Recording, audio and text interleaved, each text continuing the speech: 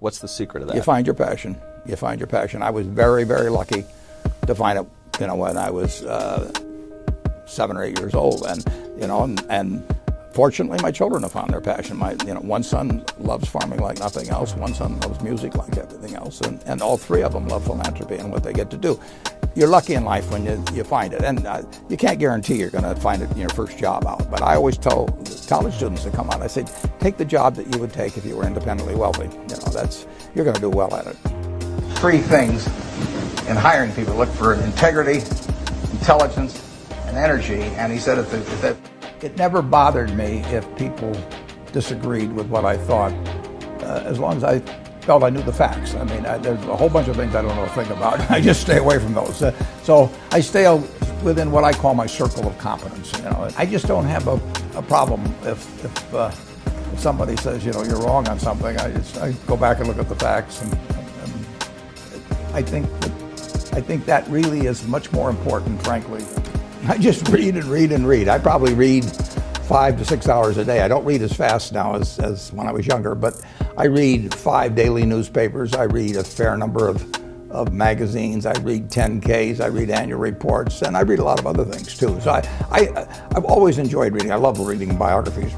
Famous lesson about a margin of safety, that you don't drive a truck that weighs 9,900 pounds across a bridge that says limit 10,000 pounds, because you can't be that sure about it. If you see something like that, you go down a little further down the road and you find one that says limit 20,000 pounds, and that's the one you drive across. The nature of capitalism is that people want to come in and take your castle. Perfectly understandable. If I'm selling television sets or something, there's going to be 10 other people that are going to try and sell a better television set. If I have a restaurant here in Omaha, people are going to try and copy my menu and get more parking and take my chef and so on. So capitalism's all about somebody coming and trying to take the castle. Now, what you need is a castle that has some durable competitive advantage, some castle that has a moat around it. I don't like meetings, I read a lot. I wish I were a faster reader. I'd get more done, but I do read a lot, and I'm on the phone a moderate amount. Our businesses run themselves basically out there. My job is allocating capital, and that's what I'm thinking about. But I don't like to have things all packed hour to hour to hour. And Bill and I are both extraordinarily lucky. We really get to do what we like to do, the way we want to do it, with people that we choose to be around, and they're terrific. Each the most productive in that particular mode, too, because it fits our personalities and aptitudes. What kills great businesses, if you look at, I do believe in looking at history, and I like to study failure, actually. We want to see what has caused businesses to go bad, and the biggest thing that kills them is complacency. When you've got a great business, like Coca-Cola, which is to compete the same way when you've got 1.8 billion servings being sold daily as when you were selling 10 a day. And who was Ben Graham? He was your primary mentor, model?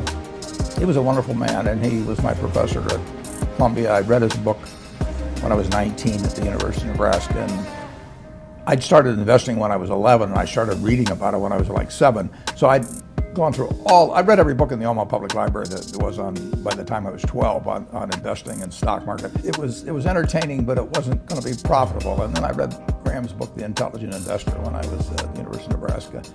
And that just opened the whole thing up to me. You have given a lot of fabulous advice, but what's the best advice that you've ever received? Well, the biggest lesson, in a sense, I got is the power of unconditional love.